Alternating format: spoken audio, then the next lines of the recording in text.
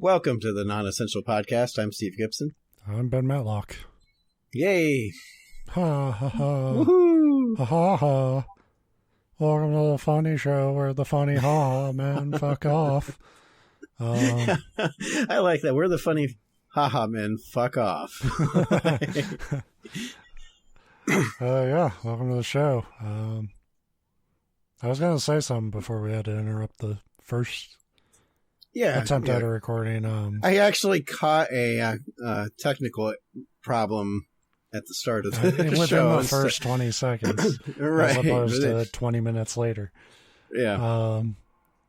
But no, I was hanging out with some friends the other night, and we went to like this video game, like arcade bar. And it's like a really small bar. They have a few cabinets and stuff and an air hockey table, but it's pretty low key and chill, and we had a good time. But something I realized that I thought you would appreciate, and our listeners will definitely appreciate, is they had a Miss Pac-Man machine that was very sticky. Like the floor was sticky, the machine was sticky. It was very bizarre. But at the same time, if you know Miss Pac-Man, you know she's a one fine piece of sphere. I mean, she's completely naked except for the bow in her hair. Yeah, if you look at the original cabinet art, like she's hot as fuck. And the ghost is thirsty as hell for her. And you can see how she uses that mouth. I mean, I get it. Yeah. Waka waka, baby. And Senior Pac-Man should have tied her down. Yeah, should have put a ring on it, dipshit. Now she's mine in this gross, sweaty arcade. Pac-Man could be her brother, maybe not her husband, like her former husband. No, because they like smoochy when between levels and shit. Well, I mean, that doesn't necessarily mean my theory is not correct, but no, they won't do that. No. Yeah, that would confuse kids everywhere. So yeah, that's been on my mind a little bit for about a week. Yeah, on this show we tell each other stories. Ain't that great? Doesn't that sound fun? Take a seat and listen to our stupid stories. Yee fucking ha, motherfucker. I don't know what that was. Yeah. A poor remake of Die Hard. Yeah, it's the like Korean knockoff. Yippee hard, mother fricker. I loved the in the 90s they were really good for this. Now they tend to just like cut it out or just like silence it, but there was like a period there where they would take those movies and want to play them on TV and they would just dub over with something else. And it was always fucking hilarious because it'd be like, yeah, well, KFCU instead of fuck you. I think like Kill Bill had one of the funniest ones me and my friends quoted all the time where it's like, my name's Buck and I like to foot party. Party.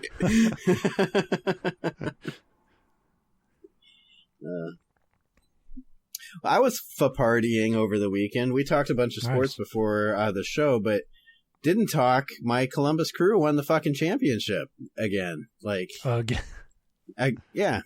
Like it's funny because as a mainly, and the Crew are like my second favorite professional sports team, like out of just any sport because they're local and we had season tickets for years. But as a Browns, like lifelong Cleveland sports fan, you're just so used to just like moping and being like my team's, yeah. And then so to have a team, it's like, oh fuck, we won it all for the second time in 4 years, and for the third time since I've been a fan of them. So that was awesome, and they won over, I say, your LAFC, which I don't think you actually followed that closely, but not since they won last year. Yeah. Yeah, they would have been one of the, maybe the only, I don't think only, but I think it's not happened much that a team in the MLS has won back to back. So they were up for that. The Crew dominated the whole fucking game. The score ended up 2-1. So it was, soccer tends to be that way where it's like technically the score was close, but it was a really fun game. And I had a friend that, his parents still live kind of local here, but he lives down like 3 hours from me, but he happened to be up that weekend and they're big Crew fans. So we got to watch the game together, which made it more fun too.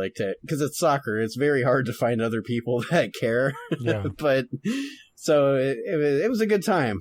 So I just had to bring that up. Like, congratulations, I guess, to the Crew, even though none of them will hear this or care because they're already partying. I'd love it. But I would love the Crew for some reason. We're like way into our show. That would be such a weird like audience. Because it's like there's you who's like a fan, like almost out of like ownership of the fact that you've been like following them this long. I mean, they're local too, and then there's me who's like a guy who's half-assed tried to enjoy soccer but just can't give a shit ultimately. Which is like 90% of America, unfortunately. It's such a fucking long game. And there's too many players. You gotta. I love that you say that because it's shorter than both football and baseball by a lot. No, there's less stoppages. It's only 2 hours. A football game runs 3.5. Yeah, but most of that's stoppages. Like, well, yeah. Well, it's. And I like that you say that like it's a negative. That's one of the things I love about soccer is there's 0 commercials except for halftime. Which would be great if fucking like. They're fucking tired after like. Oh man, it's awesome, of course, winning the championship. But the best game was actually the week prior, the conference championship. They were down 2-0 with like 15 minutes left, and it was funny because I was holding Penny, our baby, and I just kind of looked at her. I'm like, well, they need 2 goals in 15 minutes. That's probably not going to happen. And literally 5 seconds after I said that, they got their first goal. Yeah. And I looked at her. I was like, well, they're still in it. And well, honey, you're bad luck. And then before it wasn't like right at the end, but I think there was like 8 minutes left in regular time. They tied it up, and it's like, well, fuck, here we go. And then it went into the extra time. And if you're not familiar with soccer, which again is most of America, in the MLS, in the playoffs, overtime is 2 15-minute periods. And it doesn't matter. It's not first 2 scores wins. It's just you play 2 15-minute halves. Yeah. Right. The Crew just fucking dominated the overtime. Like, the other team couldn't get the ball. When they had the ball, they had it for 2 seconds. But the Acosta, the other team's top scorer, he was so damn spent that like he would just be basically at midfield doubled over. But they were playing with the idea like this will probably go into shootout, which is what happens after that, and it's like the most anticlimactic. It's one of the things. I mean, I get there's really not a better option, but it just sucks when your team wins or loses in a shootout. And I know you follow hockey; it's the same deal there. But him being the best scorer, their rule is when it goes to shootout, you can only use players that were on the field, at the end of the game. So he was telling the coach, like, I need to stay in. I want to stay in. I'm good. But he was like... Not good. No. And you almost felt bad for him, but not when it was your team that needed to win, because it was win or go home. But so it was a great end to the season, and that second to last game was one of the best sporting events I've ever seen. To come back like that at the end of a game and then dominate, it was. So anyway, that's my thing. Yeah, if you're like me and you tried but you can't give a shit about soccer, watch Shaolin Soccer. It's a great movie. Bruce Lee is a goalie. They have a pretty cromulent video game off of that, don't they? Or at least off that same idea. I don't know. I haven't. I feel like there was one that came out at some point back in our Enjoystick era that I never got around to playing, but was supposed to be pretty good. I know there is, because you're a high school soccer player, so I think it's a Japanese game. And I couldn't tell you the name of it, but... Yeah. But yeah, Shaolin Soccer, it's like, I don't even know how to describe. I've not even seen the movie, but I'm aware of it. I know what it is. It's why over the top martial arts soccer. over the top martial arts soccer. Everybody has like fucking magical abilities, and then it's just a sports movie after that. And yeah, it's fucking rad. There's a point where a ball gets kicked so hard it blows everybody's clothes off. So yeah, it's by the guy who did Kung Fu Hustle, another great movie. Yeah, that's stuff I need to see. That's those are my recommendations. Yeah, Ben's I don't picks. watch much.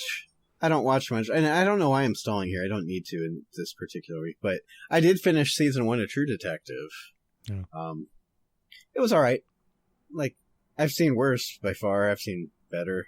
I didn't particularly even love that. I know you talked about, like, people liked the first season and then it kind of gets weird. I didn't love the ending, but I liked the ending. I thought it was a good, I think for me, I was waiting for a flash forward moment where fucking Matthew McConaughey cuts his goddamn hair again, so he stops looking like that. Like, I think that's a very key physical trait to show like what a disaster he's kind of become. Yeah. Well, that's the thing. Like and I said it on Blue Sky. Like I said, I didn't hate it, and I thought it was better than most. I didn't love it, but it did very well considering both of those main characters are extremely unlikable, and there was no redeeming arc to either of them. You know, a lot of the times the cliche thing is like, oh, well, you know, this whole journey, they found themselves. I guess Woody Harrelson's character ends up being... I think there is redemption, though, and I think they kind of find it when they reconnect. It's not what they're trying to do when they reconnect, but they are at their best when they are working together. Yeah, I guess I should phrase that, but it's not like satisfying it's a little bit of redemption, but for the most part, both of them are very unlikable characters, but they're likable. And I didn't like Woody Harrelson's character. You weren't really supposed to. But yeah, like they're both assholes, and to various degrees throughout the show. Yeah, and then at the end, it's like they're still kind of assholes, but like all of the things they've done up to that point have affected some change in them. You know, even if it's not as like, you know, I'll never, you know, McConaughey's not like, I'll never drink again. Like, it's, you know, it's more subtle than that, but it's like, I think like there's a really interesting sort of philosophical approach on, you know, pessimism that's sort of addressed at the end there. 'Cause it's not just like, I almost died and I found God and now I've let love into my life. Like, you know, it's not that cliche. It's more abstract, but it's without giving the ending away.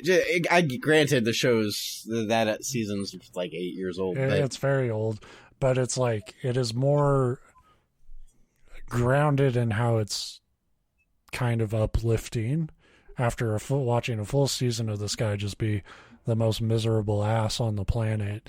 For him to like find something and take comfort in it as like, you know,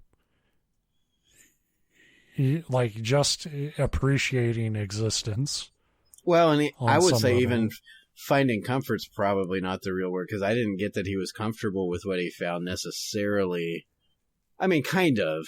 I don't know. Like I said, I don't want to get too into it because it gets spoilery, and even I shouldn't care about spoilers, but it's such an interesting take that I'll leave it, you know, there. But really, the whole reason I bring it up is not that. It's more. So I tried to start season 2 mostly because the whole reason I even finally was like, it's a show that's been on my list forever, but like I really like Colin Farrell, and I'm like, oh, he's in it, but not till season 2. So I was like, I'll start season 2. And I watched like 20 minutes of the first episode, and I'm like, I can't do this. Like, I don't know. I think I just needed a break anyway. So I started. It's not great, and it's really like kind of. Yeah. Yeah. And Colin Farrell's at his best when he's playing like a natural character, and when him like doing the American accent and just being like a. That is American. One thing is like, you know, well, you can't like watch fucking Banshees of Inisherin and then go to True Detective season 2. Right. Because it's like. Exactly. He's a very different type of character in that movie. Well, but it's it's funny. Also, it feels, the performance is just like the writing behind them are on such different levels. Oh, well, yeah, but it's unfair to compare. I mean, Banshees, I think, is one of the better movies I've ever seen in my life. But, totally, yeah. But it's funny, too, because I did see an interview with him at some point, and they asked him, they're like, oh, you know, you're from Ireland, you're from this region, and the interesting thing with Ireland is you travel, like, 10 minutes any direction, and it's like they have a completely different dialect, and blah, blah, blah, blah, blah, blah, blah. And they're like, so which, you know, what accent's the hardest for you to do? And he's like, American, because it's boring. Like, and you can tell. And then it's after hearing that and then watching him do just like I don't even know what area, because I didn't watch enough of the first episode to like figure out where it's taking place. But it's just like. It's in California. It's like LA. Yeah. Okay. So, but yeah, so it's just like. It's not even a part of America that has a distinctive dialect. And it's just like, it was like, yeah, it just kind of feels. Whatever. Anyway, my point is, I was like, I got 20 minutes into that, and I'm like, I need something else, and I started Succession, and holy shit, that's pretty good too. Yeah, I haven't watched that show really. Oh man, I think you would like it because it's funny, but in this weird, dark, just kind of macabre, like but dramatic kind of way. It's one of those things where it's like, I'm sure what the story they're telling intends. I'd probably enjoy, but I hate so much of like the little fucking audience reaction to it that because it's about a bunch of corporate elite fuckers, and and I am not. It does not paint them in a flattering light. If that no, I know, and I don't think it does, but that doesn't stop people from like, oh, who do you think will win? It's like, I don't care. I want them to all die. See, that's your problem is you listen to people. I've not listened to anything. I've heard the chatter over the years about how good the show is, but I've not paid any attention. But the thing is, if I'm not rooting for anyone, why would I want to watch multiple seasons of a show of people I hate? Yeah. Like, even if it pays off with them all failing, like, yeah, that's still a long time to commit to watch something that's like, I want the pilot to just be them and their fucking yacht sinking in open water. Like, it's. Yeah. Well, I don't know. And I could fall off of it hard because I'm literally like 2 episodes in, but I like it. I've liked it a lot so far, but anyway, this is not a sports. Disagree. True Detective season 1 or Succession. Put your votes in the chat. Well, the actors and acting in True Detective definitely. I mean, and I don't want to say that like, oh, it's bad in Succession, but I mean, I will say, like I said, I hated I hated Woody Harrelson's character, and I thought it was overacted, but I feel like it wasn't necessarily him. I know he's not like the greatest person, and he's not always my favorite actor, but I think some of it. I think his character was like kind of just like one notch too far stereotypical for me for the seriousness of that show. He does have one of my favorite lines though, and how he delivers it. Like, you do have to tip your cap to Woody for how he says, "You are the Michael Jordan of being a son of a bitch." Yeah, that was like one of the first episodes, I think, the first or second. Like, it's like mid-season. It's when he gets busted for cheating on his wife, and then he's like at the bar with Rust and trying to like commiserate about it. Yeah, and Rust is like, well, you're a Rust dick. is Like, I don't want to fucking talk about it. We got shit to do. And yeah. it's like, And then, like, the most Rust would give him is like, you're an asshole that cheated on your wife. Like, why do you think I'm going? Yeah, you brought you brought that crazy chick you were sleeping with to the bar, like, and ran off to talk with her. You're like, anyway, 20 minutes. Yeah, I do preamble. have something, and well, okay. Well, I'll get into my thing here. Like you said, random stories. I'm kind of going back to what might last. It's creepypasta again because we're at the end of the year. I'm again, like you said last week. I'm not going to fucking justify it anymore. Yeah, it's just, this is who we are. But this was actually called like a Noir pasta or something, and I did like a Noir type story. Noir pasta sounds like noodles that are like actually gray. And talk to you as you're eating them. Max Payne noodles. They taste like ashtray, but yeah. But this one, that last one, I was like, oh, I'm excited for this one because it's kind of detective crimey. Mm-hmm. I didn't love that story. These ones are good. I say ones because it's called Pasta Noir, Dame Slugs and the Hatchetman. And it's by a writer named Black Number 1. But this is actually a collection of like 11 or 12 of these stories. And I think it's the same. I didn't read through all of them. But I think it's the same. It's like just a serial, which it fits the Noir theme. Like the old radio dramas and stuff. I am not doing 11 of these stories tonight. It's 63 pages worth of notes. Nobody wants that, including me. I don't know how long. I might do 2 or 3 of these, depending on how long they take. We did talk a lot at the beginning, so that'll cut down on this number. Yeah. But anyway, and I've decided that's why I had to. It's not on the air, so you know what I'm talking about. But before we started recording, I had to run upstairs to get another drink. I had to get some whiskey because it fits the theme. Sure. It also means it's my second whiskey of the night, so I'm going to be slurring throughout this whole story because I cannot handle my alcohol anymore. I don't drink that much. But I'm going to try to read this kind of Noir-ish. I've got a very bad, like, detective Noir voice, but I'm going to try anyway. So, story 1 is called The Hard-Boiled Blues. The downtown night air was crisp and cool with a slight aroma of misery. He never thought that this life would turn out the way it did.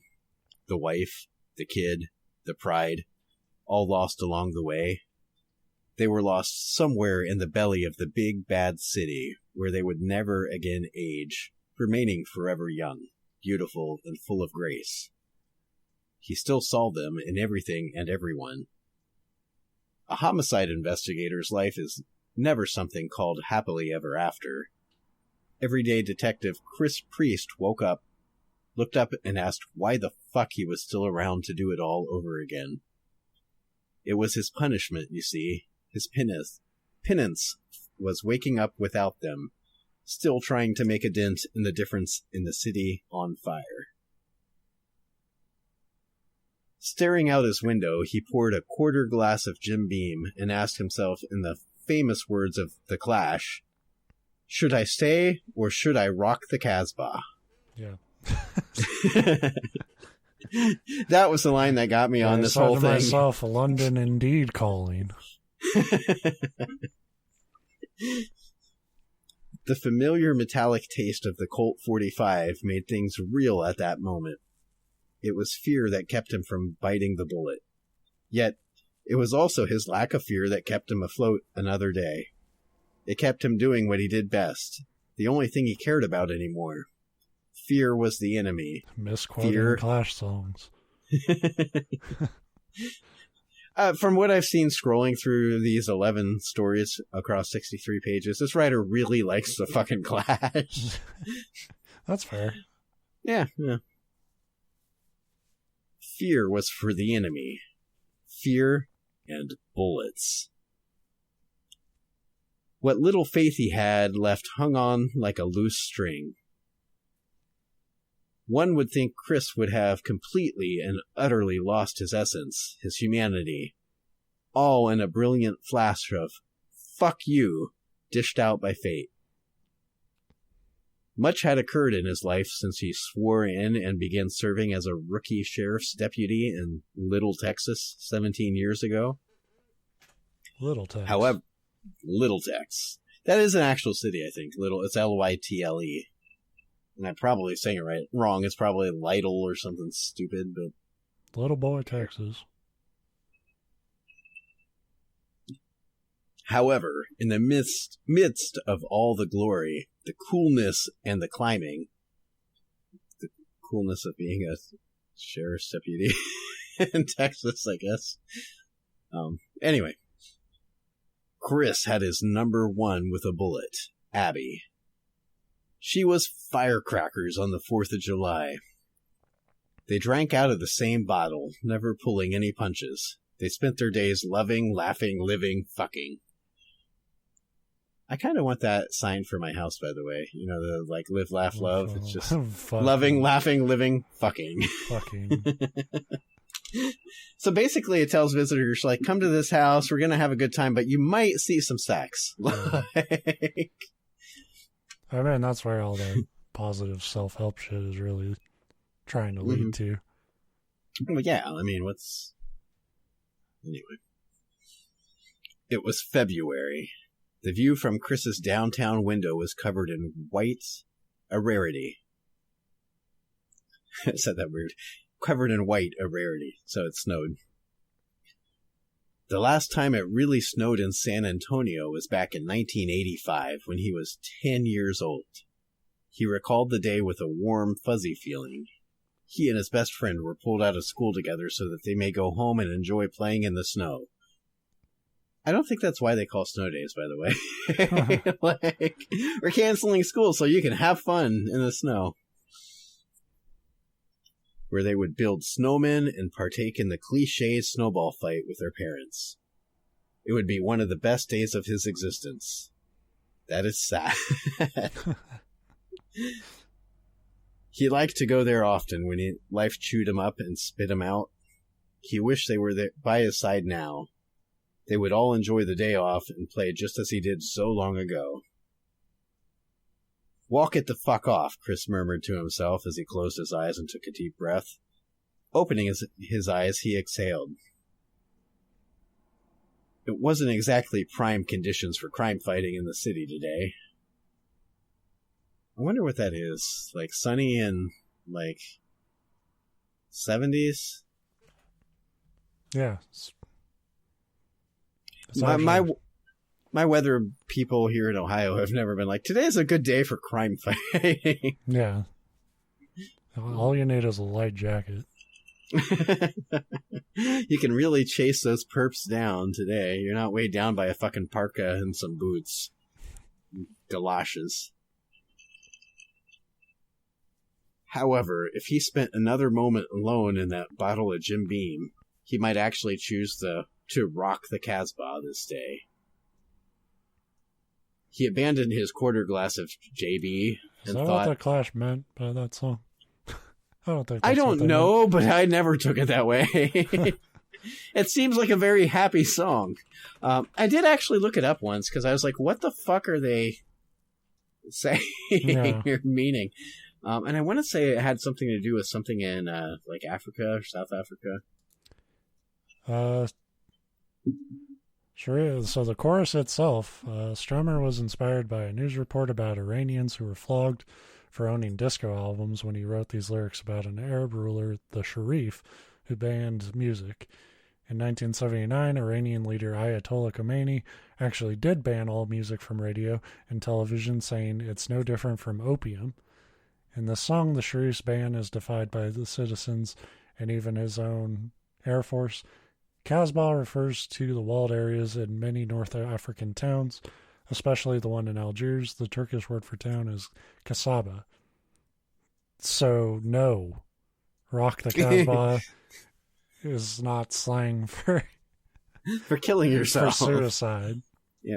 Although, technically, I guess, if you defy an Ayatollah's orders, you could get to, I don't know.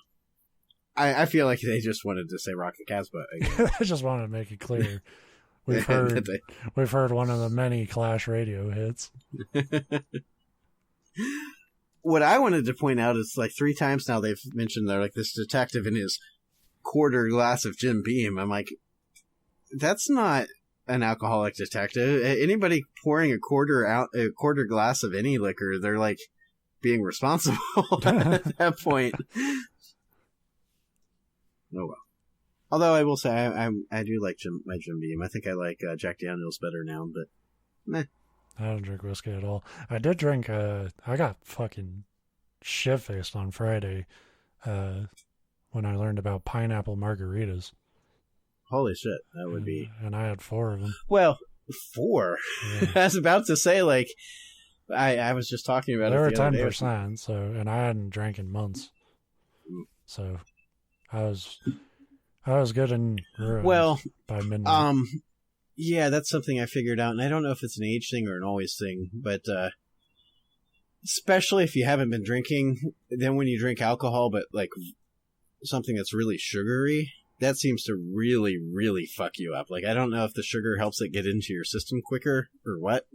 Yeah. But, and it's the same. Those sugary hangovers are so fucking rough. Bad. Yeah.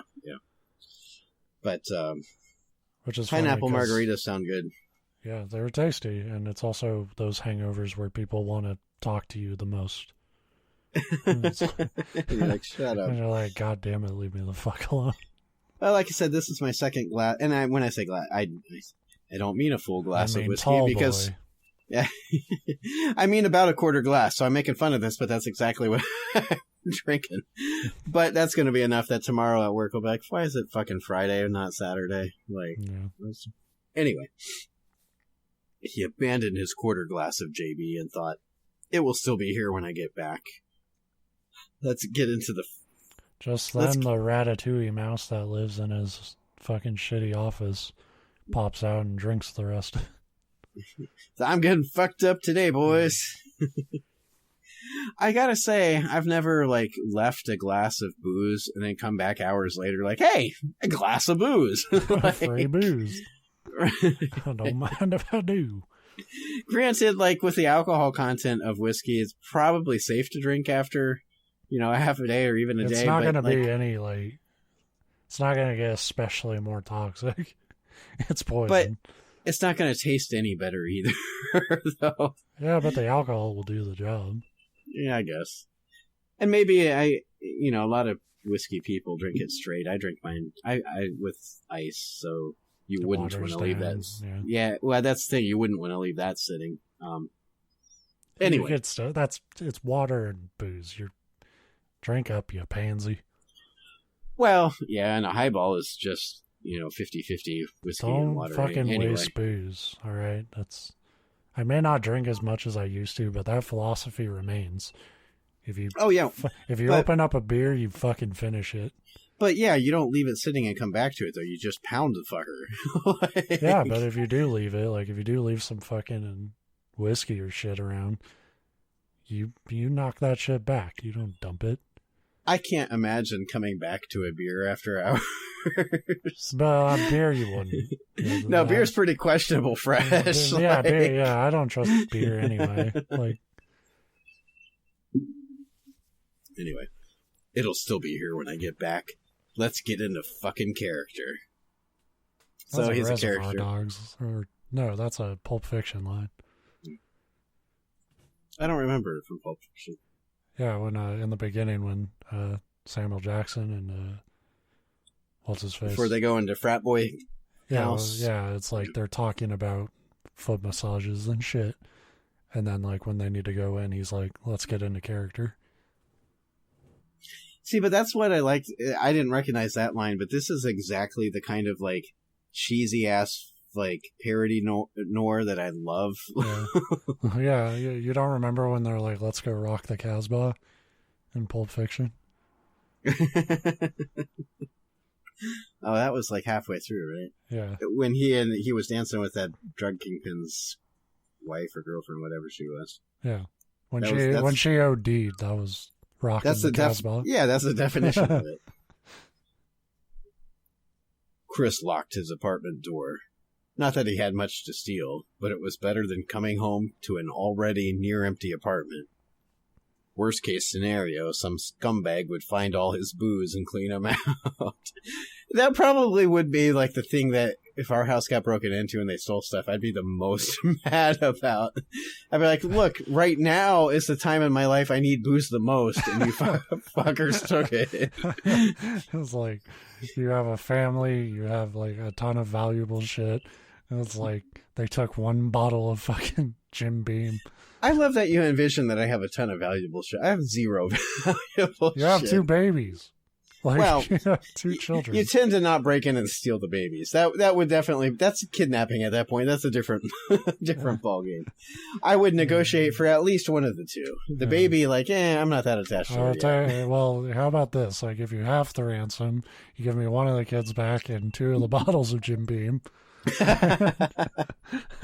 Whichever kid annoyed me the most. So like, dude, they sell Jim Beam another day. Dude, they sell Jim Beam at the store that's 30 seconds from your house. Like, yeah, but you know. But hey, don't lecture me, thief. Okay. If I go in there 2 days after I bought the last bottle, they'll think I have a problem, and I do have a problem. Yeah, but I don't want them to know that I have a problem. They already know me by a first name basis over there, so I get embarrassed. It's funny because I don't drink that much anymore. I buy a bottle of something about like once a month, maybe, or less. But there was a point that it was like a bottle a week. And you think about that, you're like, sometimes I'd get something, I'd get like whiskey, and like maybe a half a week later, I'd be like, you know what? I need tequila to make margaritas or something. And it's like, but I'm not going back in there because I just bought a bottle. Yeah. And like, I don't need it that bad, but it makes it look like I need it that bad. I do think about that. Which is what's funny, because the holidays are coming up and alcohol is such a generic gift, but I just bought this bottle of whiskey like a week ago, and I'm like, I don't want to be with it back in there. To buy more booze for people. Booze in a week. No, I swear it's for my fucking family. It's like, they're like, we don't care. We know, dude, we see what you look like. We know you've hit the bottle pretty hard. It's like, I've been working out. What the fuck? You're the dude who literally let them take your daughter in exchange for a bottle of like, in fairness, she was only 8 months old. She didn't do that much. Look, there's a time where you have to be practical in a kidnapping situation. She won't even remember being a prisoner.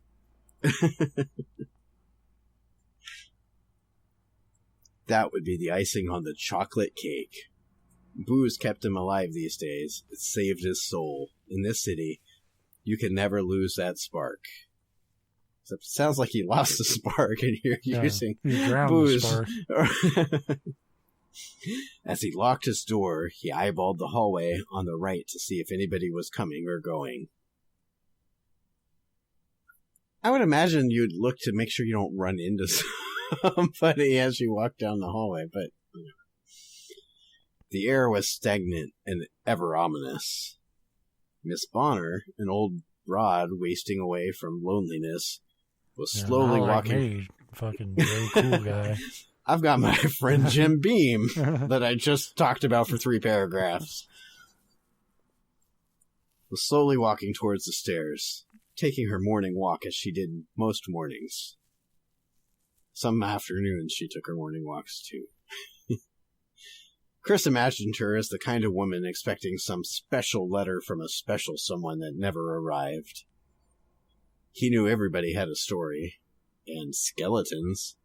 Well, yeah, that's how you stand up. That's basic anatomy.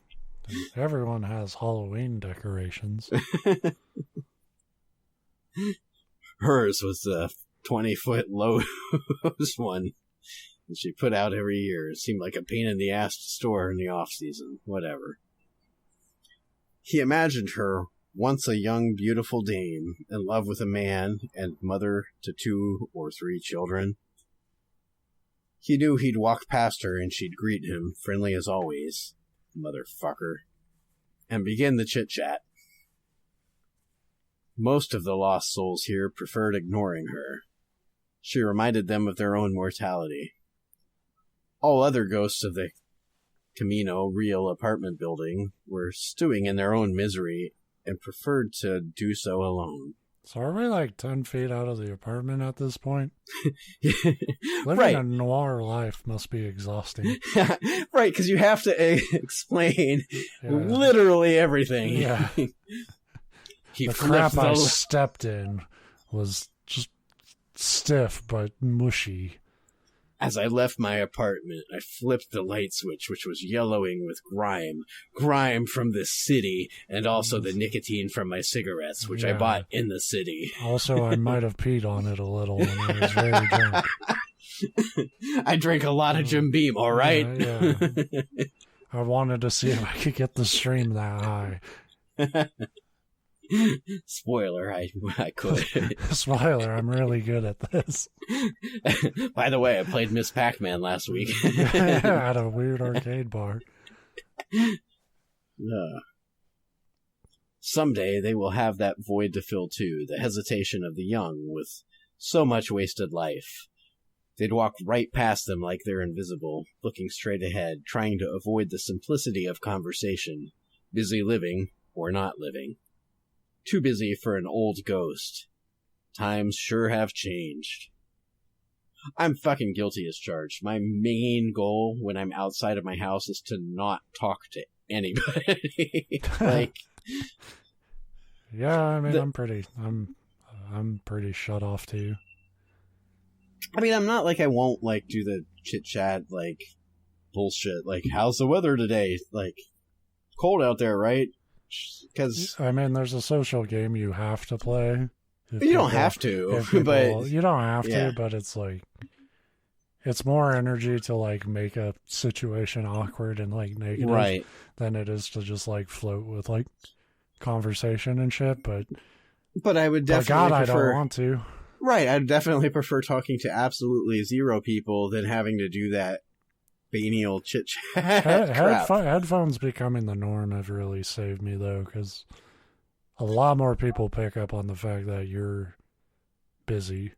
Yeah, maybe I need to, like, the ones that I have, Tara, for my Christmas birthday, I think, a year and a half or so ago, got me some nice Samsung, because I have a Galaxy phone, wireless earbuds, but they're black, and I love them. They're very, they work really well, but they're black, so they're not as noticeable. I need some, like, fucking fluorescent light up earbuds. Just like a giant hat that just glows and says, "I'm listening to music."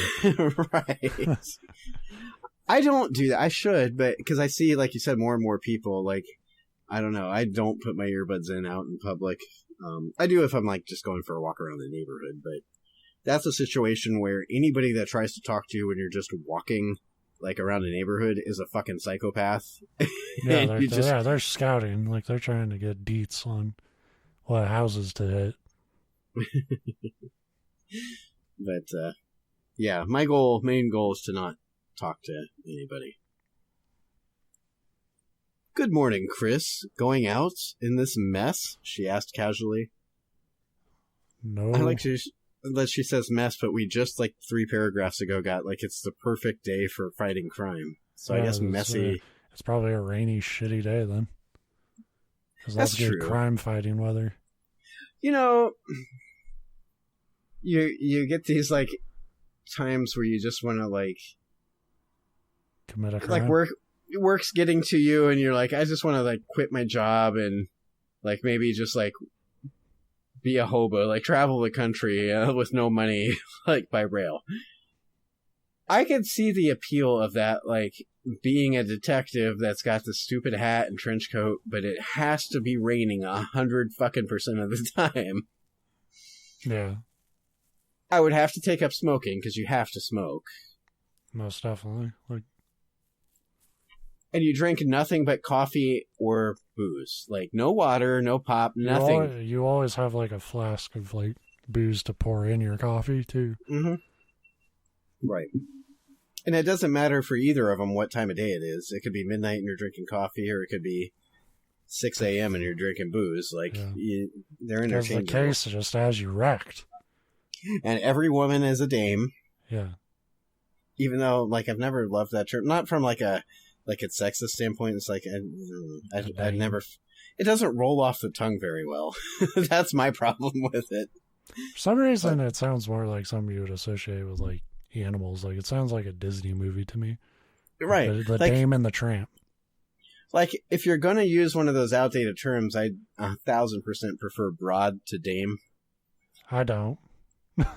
Well, in modern day, like, usage, I would never call a woman a broad, because it's very... A dame is like... I think dame is so over the top, like noir, that I associate it with that. Like, there's a lot of people who, like, try to use broad, like, modernly. Yeah, and it's always in a... It's always in a very sexist context. Yeah, there's no way somebody's going to be like, so this broad, like...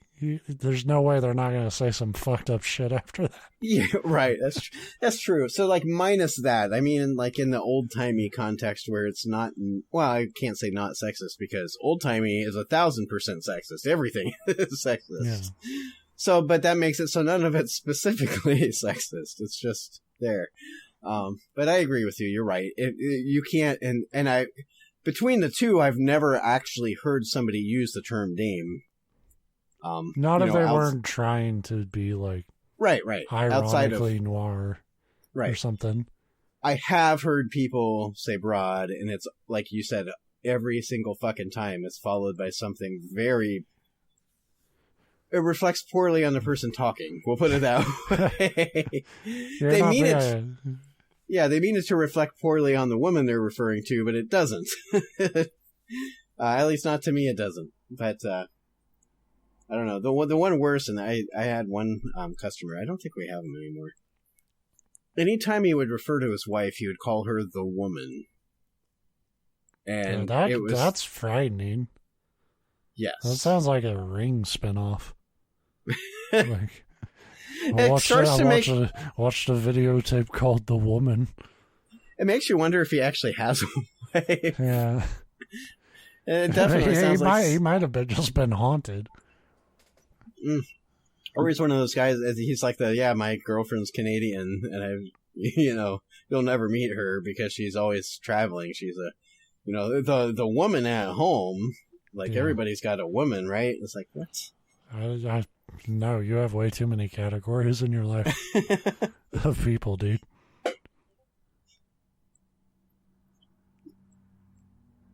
Anyway, where the fuck was he? Going out in the shit, boy?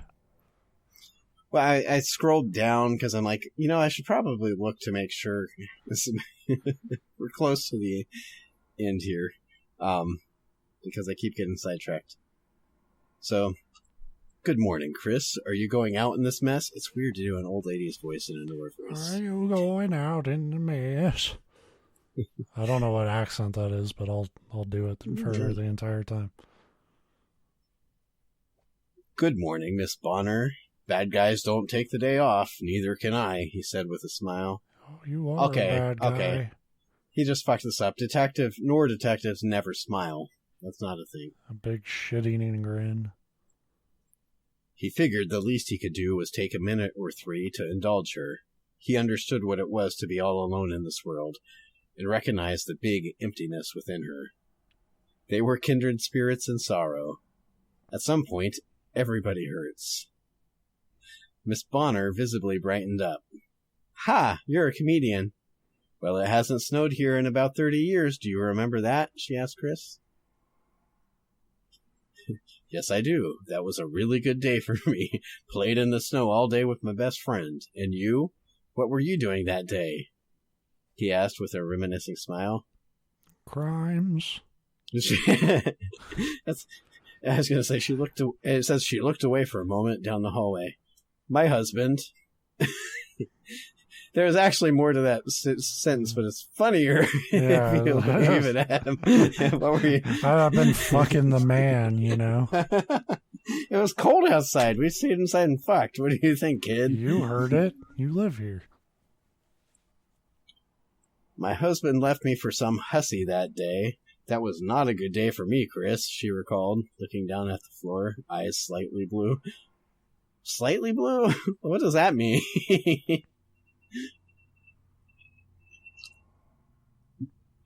But the asshole married her, and she left him 2 years later. Took him for everything he had, she admitted with a big smile. Chris laughed and held up his hand for a high five. Huh. Again, Noir detectives do not high five. In fact, only douchebags high five. I say that and you're probably like, I high five my friends all the time. Yeah, well, it's a show of support and camaraderie and high five small by that. It doesn't surprise me that somebody 5 minutes ago says, I don't want to talk to anyone. Probably doesn't want to connect with people like that. But. I will say I'll high five my 4-year-old all day long because, she thinks it's fun. I don't know. Maybe it's like if you're with friends and you high five. I don't know. I guess we high fived when the crew won, so I got it. Well, but I am a douchebag, so again, I didn't disprove my point. Sorry, I'm having a debate with myself here, folks. I gotta figure this out. I was gonna say, do you want me to I can log off if you want to take the show on your own. I'm just running through this in my head out loud. But I think we've all met that douchebag, we've got a lot of sales representatives that come around our office, and they're the kind that the very fake people that are trying to act and everything bro and this and that, and they want to be high five, and it's don't fucking do that. I don't know. Anyway, you have a good day, Miss Bonner, he called out as he walked away. Please, Chris, Miss Bonner was my mother. Call me Delia. Delia? She answered.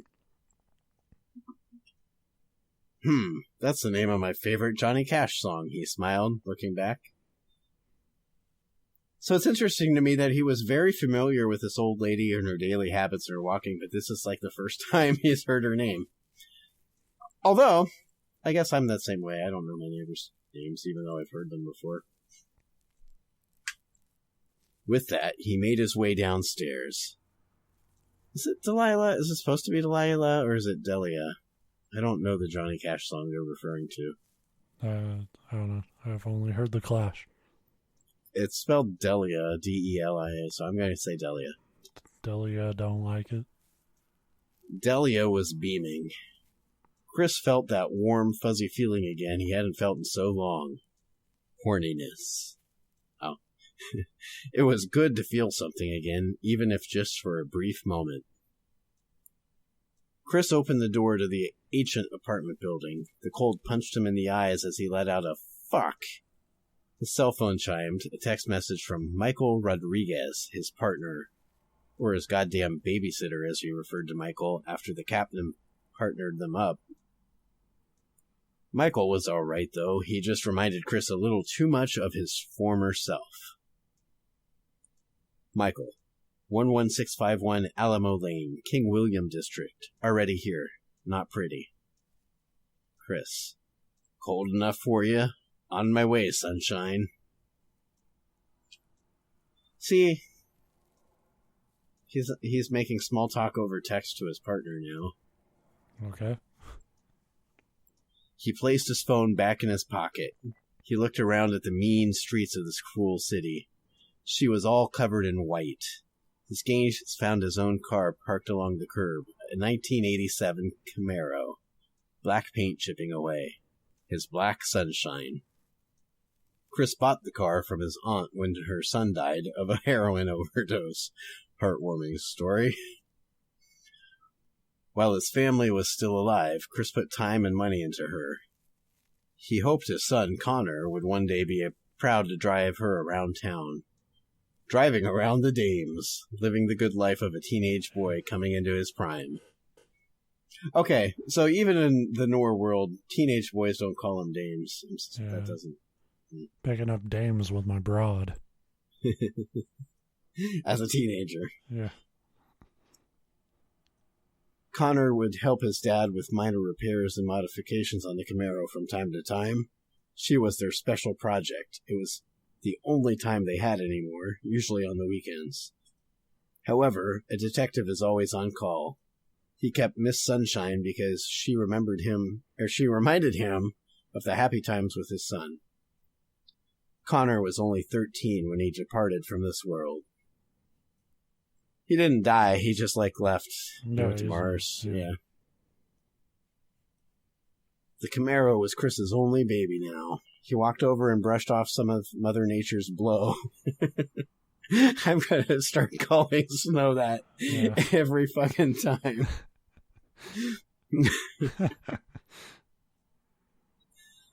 Only to find the car was covered in ice. He would need to let her warm up for a while. This is a very long way to describe. I left my apartment and warmed up the car. You're going to love this, because that's actually the end of story 1 or chapter 1. If I had read it like a normal human being and didn't try to do the Noir thing, I think we would have got through that in 5 minutes. I mean, we're long-winded as fuck. That is how Noir writing is. It's yeah, pretty long-winded, overly dramatic. I think it nailed what it was going for. But it is funny to me that is a 2-sentence story. Maybe 3 if you want to include the old lady. I'm an alcoholic detective that woke up, talked to the old lady, and went to my iced-up car. Went to my car. Yeah. What it needs, and if we had any access to the ability to make and produce music for the shows, it just needs that slow saxophone over the whole fucking story. Just that that sounded like a Mario enemy. Yeah, it's both. Music is useful. Hey, Mario's very musically centered. So cool. Yeah, I guess this is going to turn into a serial thing, because I have to at least do chapter 2, because that's where it gets to the crime. But I am not doing that right now because we're an hour in. Yeah. Yeah, but we can do it next week if you want to do a double thing. I'll just send you the link. I'll make you read it. We'll just serialize it back. That's fine. I'm cool with that. This is coming up with topics. It's 11 chapters long, so this is now for the next year, basically. The past Noir. Yeah. That's fine. I mean, we were on the downhill anyway. So people, now you have a key point you can point to, when did this podcast really just fall off a cliff? When they decided to forfeit a year on a multi-part Noir story. The payoff isn't until the 11th chapter, but yeah, whatever. But we'll get there. And for those of us who stay with us, why? Chapter 2 is titled "The Untied Shoe." Yeah, it's fucking lighter won't light the cigarette. In 2,000 words. I flicked the wheel like a man flicking a mosquito from his sweaty neck in Louisiana on the swamp in July. Yeah. I went to the swamp once in July. It was not pretty. But I do like the idea. I think I will read part 2 next week. I'll bring this fucking guy to life. I think I've talked about it before. One of my favorite things to write is this kind of Noir, but parody Noir, but not completely not like Naked Gun, Leslie Nielsen, that far out, but you want the tone to sound exactly Noir, but just be ridiculous. And the key to that, and it's why I like it, is because it's what I'm good at, is just these off-the-wall metaphors for fucking everything. Yeah. And I think this author nails that. And then the recurring theme to just put random song lyrics, throw in tie-ins for no reason whatsoever. Yeah, just because you like some shit, right? Which is that's that is one of the appealing things about good Noir writing, though. to me is like when you can tell the writer was having fun. Yeah. Writing the shit writing that world and like almost not even like giving a fuck about what of themselves they put into it. And maybe the reason I like it is it's literally the polar opposite, but on purpose. It's I keep saying parody, but in this case, that's not quite the right word. But what we've talked about so fucking many times on the show when we do creepypastas is one of our pet peeves, but also one of the things that we're both guilty of because it's hard, is getting over descriptive on stuff that doesn't need to be.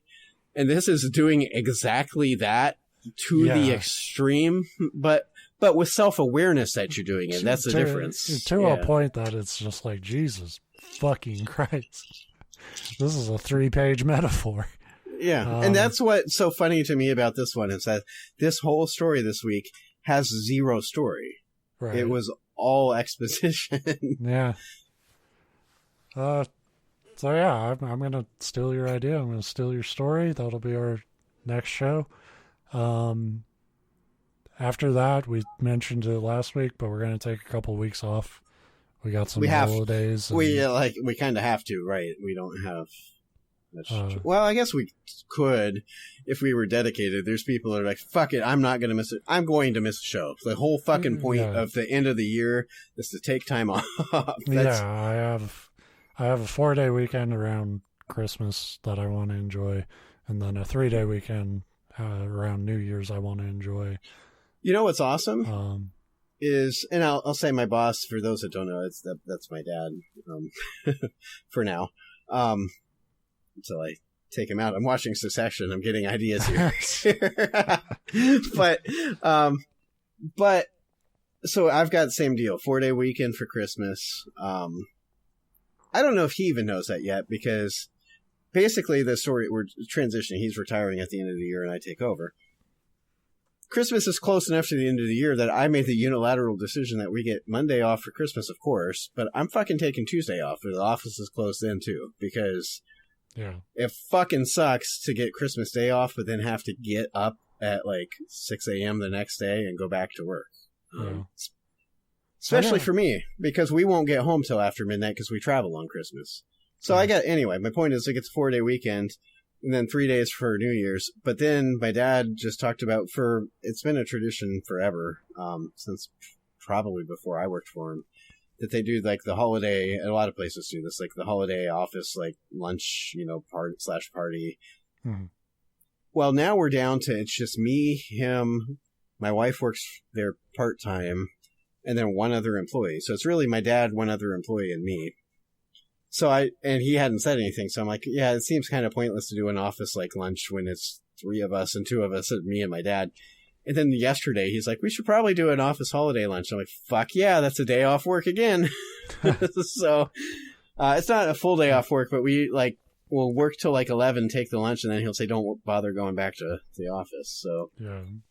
So I guess like the way I said it, the way I laid it out here, I probably should have looked at a calendar before I announced how we're going to do it. So you'll all be hearing this episode on the 19th, assuming we put it up. Yeah, I forgot this week. That was my bad. Last week, I should say. But and anyway.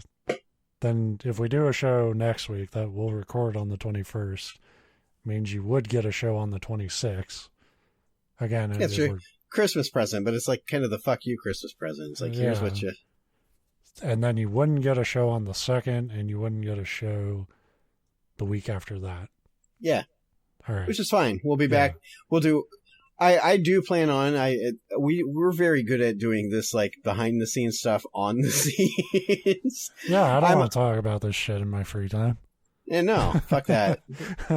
We should be getting paid for... Although we don't get paid for the show, but... Yeah, I fully planned on recording next week, so as long as you're going to be around, we will have that show. All right. Yeah, so it's just those first 2 weeks of January. You're not going to hear from us.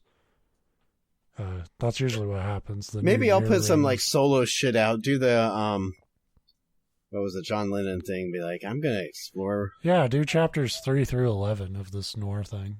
But I won't even like do it like in a detective voice or a funny thing. I won't make commentary. I'll just read it. Just try to yourself. Yeah. Yeah.